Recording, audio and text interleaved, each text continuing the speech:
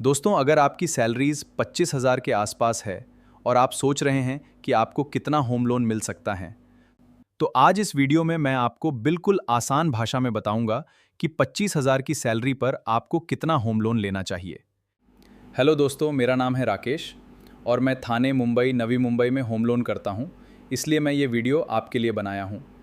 तो चलिए शुरू करते हैं।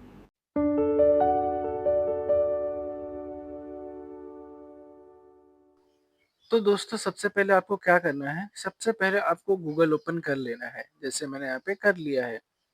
गूगल ओपन करने के बाद जैसा कि मैं हमेशा बोलता हूँ, इसमें लिखना है आपको home loan foyer dot com.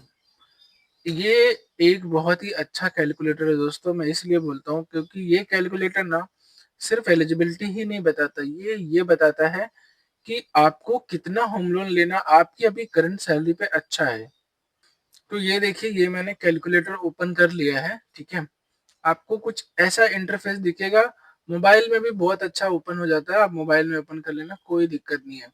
इसके बाद आपको यहाँ पे नीचे चले जाना है। यहाँ पे मान लीजिए सबसे पहले हम ये चेक करते हैं कि आपकी सैलरी अगर 25,000 है तो आपको कितना होम लोन लेना चाहिए।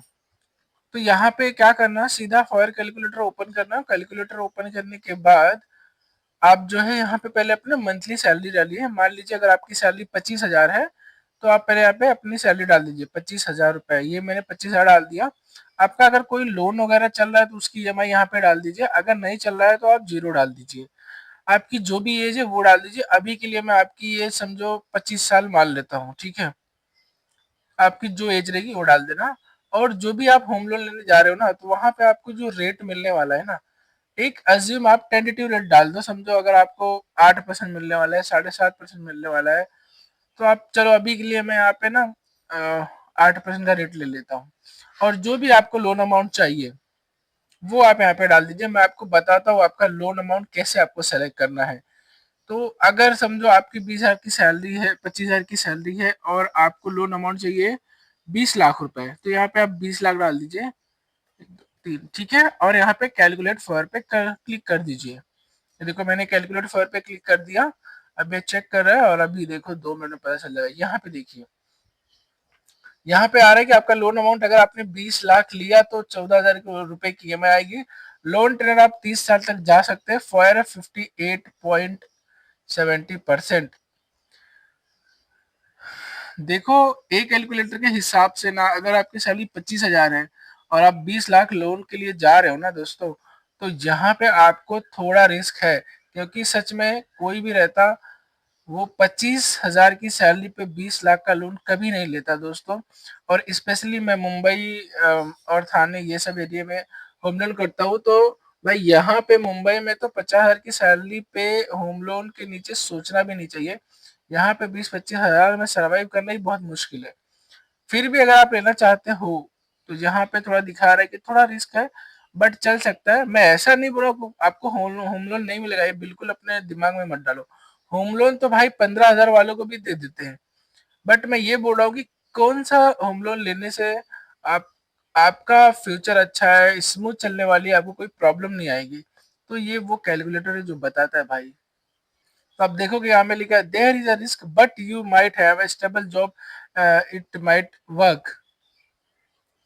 तो देखो यहाँ पे लिखा है there is a risk but if you have a stable job it might work. ये कैलकुलेटर ये नहीं बताता है भाई कि you are eligible for so amount. आज के टाइम पे इतना कंपटीशन है ना, आप जो भी लोन अमाउंट की रिक्वायर करोगे ना, ऐसे फाइनेंस बैंक ऐसे सब कंपनियां बैठी है, आपको लोन दे देंगे भाई। वो लोग लोन बांटने के लिए ही बैठे हुए हैं। लेकिन ये कोई नहीं सोचेगा आपका घर कैसे चलेगा, आपका स्टेबल जॉब है कि नहीं है। करंट जॉब के ऊपर आपको होम लोन मिल जाएगा। बट देखो यहाँ पे लिखा है आपका फर 50% से ज्यादा है तो सोच समझ के आगे बढ़िए। यह डिसीजन थोड़ा जोखिम भरा हो सकता है। अगर भविष्य में चलकर रेट ऑफ इंटरेस्ट या फिर ईएमआई बढ़ी तो आपको दिक्कत हो सकती है। देखो फ्यूचर में आपका जो सैलरी रहती है और बाकी सब चीजें रहती है, धीरे धीरे इंक्रीमेंट ही होता है, घटता नहीं है। तो ऐसा नहीं कि नहीं ले सकते, बिल्कुल ले सकते हैं। लेकिन भाई अगर आप मुंबई में रहते हो तो आप बिल्कुल भी 50-60 हजार के नीचे हम लोग मत लो। और वैसे अगर आपका और कोई अर्निंग मेंबर है, जैसे आपकी वाइफ है, आपके भाई है, कोई भी है, तो आप ऐड करके इधर बिल्कुल भी ले सकते हो। अब समझो आपको 25,000 की सैलरी पे कितना लोन लेना चाहिए, तो यहाँ पे देखो अभी मैंने 20 लाख लोन डाला था ना, तो इसको थोड़ा लोन अमाउंट कम करते हैं, अपन इसको करते हैं 17 लाख रुपए, 1 2 2 3, ठीक है। आप कैलकुलेट करते हैं, ये देखिए ये ग्रीन है और आपका फॉर रेशो 50% के नीचे आ गया है। तो भाई ये जो लोन है ना, ये एक सेफेस्ट लोन है। मतलब अगर आपने 25,000 की सैलरी पे आपका कोई लोन नहीं चल रहा है, एक सिर्फ 17-18 लाख का लोन अमाउंट ले रहे हो, तो आप ईएमआई आराम से भर सकते हो, कोई दिक्कत नहीं आएगी। नहीं तो मैं ये नहीं बोल रहा हूँ कि अगर आप यहाँ पे 20 लाख का लोन आप कर देते हो तो आपको दिक्कत आएगी, नहीं, आपको लोन मिल जाएगा भाई। लेकिन आप ये चीज समझो, बोलते हैं ना कंजेस्टेड लाइफ रहती है, कभी रोटी कम पड़ जाती है, तो कभी कुछ हो जाता है, कभी कुछ ऊपर नीचे हुआ, तो आपका ईएमआई वगैरह भी बाउंस होने के चांसेस हो सकते हैं, क्योंकि हमेशा समय एक जैसा नहीं रहता है, समझ रहे हो। तो बाकी आपकी मर्जी है, ऐसा नहीं कि लोन नहीं मिलेगा, लोन बिल्कुल मिल जाएगा, ठीक है।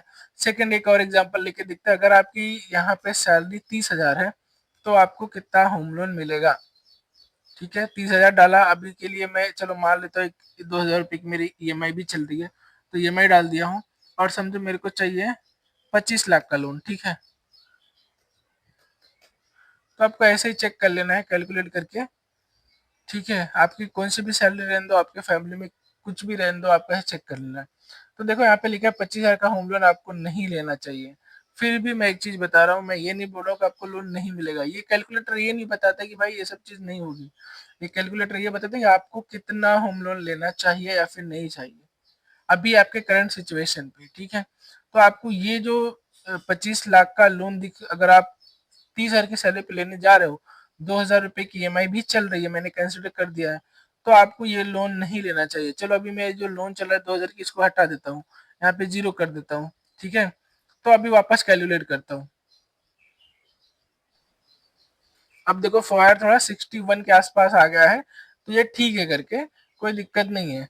बट अगर इसको थोड़ा लोन अमाउंट और कम कर दो, 22 लाख कर दो, अब देखो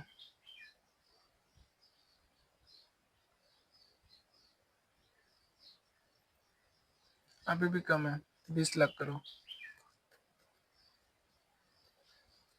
आप समझ रहे हो दोस्तों, ये बेसिकली फॉर ये नहीं है कि आपका सिर्फ एलिजिबिलिटी बता दिया you are so for this loan amount, but dear, आप कोई भी गूगल कर लो, कोई भी यूट्यूब वीडियो देख लो, वहां पे सब लोग आपको यही बोलेंगे कि आपका फॉर जब भी आप होम लोन लेने जाते हो ना, तो 60% के अंदर रखो।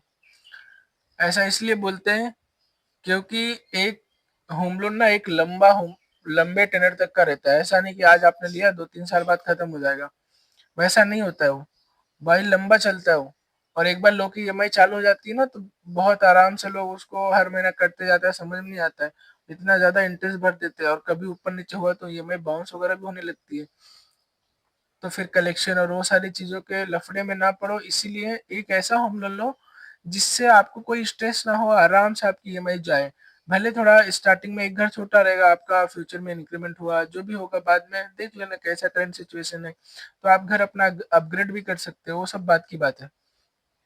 बट अभी करंट सिचुएशन पे आपको कितना होम लोन लेना चाहिए, ये कैलकुलेटर ये सजेस्ट करता है। मैं बिल्कुल बार बार बोल रहा हूँ, इसका मतलब ये नहीं कि आपको अगर 30,000 की सैलरी 25,000 का लोन नहीं मिलेगा। भाई आजकल के टाइम पे जितने भी मैक्सिमम सैलराइड कस्टमर है ना, वो लोग मैक्सिमम होम लोन के लिए जाते हैं। Maximum salaried customer maximum home loan के लिए जाते हैं, और बाद में जब उनका रेट चेंज होता है ना, तो एक तो ईएमआई बढ़ जाती है, लोन टेनर बढ़ जाता है। 30 साल का लोन लिए रहेंगे ना, कब 32 साल हो जाएगा उनको पता भी नहीं चलता है। और बाद में ईएमआई भी बढ़ी रहती है, लोन टेनर भी बढ़ा रहता है, अब वो फंस चुके रहते हैं। इसीलिए मैं बता रहा हूँ, आपकी सैलरी पे कभी भी मैक्सिमम लोन मत लो। इस पे मैंने ऑलरेडी एक अलग से वीडियोस बनाई है, वो देख लेना आप। फिलहाल मैंने इस वीडियो में आपको ये बताया है कि 20,000 की 25,000 और 30,000 की सैलरी पे आपका होम लोन एलिजिबिलिटी कैसे चेक करना चाहिए, कि आपको 20-25,000 की सैलरी पे और 30,000 की सैलरी पे कितना होम लोन मिलेगा। तो दोस्तों कभी भी आप घर खरीदने जाते हो या फिर होम लोन लेने की प्लानिंग कर रहे हो, तो आपको एक बार होम लोन एलिजिबिलिटी इस तरह से homeloanfoyer.com पे जरूर चेक करनी है, ठीक है। चेक कर लेना। उसके बाद आपको अपना डिसीजन लेना है कि मेरे को क्या करना है क्या नहीं।